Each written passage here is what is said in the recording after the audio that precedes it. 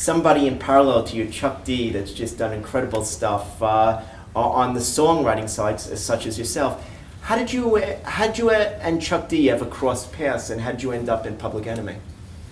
Oh, actually, I used to work with the children of homeless families community in New York, and they had these welfare hotels. Long story, but I'll make it short.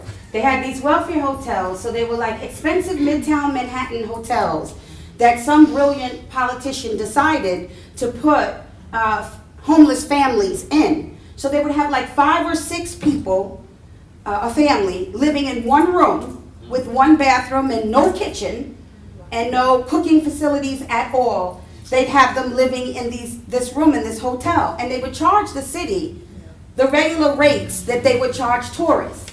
So the city was paying the hotel owners like $300 to $600 a night for a family of 5 or 6 people to live in one room with no cooking facility. And of course it ended up being about 1,500 families and about 3,000 children in one building. It was a nightmare. So I was working at the Commission for Racial Justice on Madison Avenue, and I was walking to work, and I would see these homeless children walking around, and everybody else was professional, suit and tie and heels and dresses, and I was just curious as to what was going on. So I met the first young lady from the welfare hotel, and that became like something that was really important to me, and I started collecting up all of these homeless children and doing classes and sharing everything I had. I didn't have much, but whatever I had, I shared it with them. And I took them on trips, and I talked to their parents and took some of them to the doctor and just had a whole relationship with them.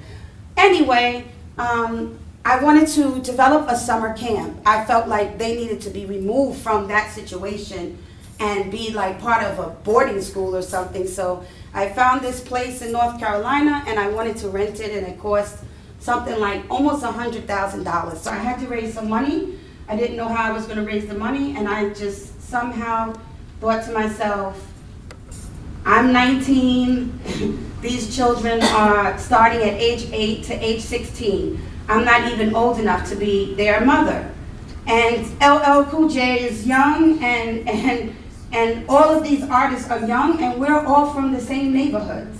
So I approached Def Jam Records, and Def Jam Records said that they would participate in a charity concert. And so we had a charity concert at the Apollo Theater in Harlem on 125th Street, and we raised all of the money for the camp there. And that's how I met Chuck D. And when we met, Chuck D said, hey, you are living the life that I'm rhyming about. And that's how we hooked up. Amazing.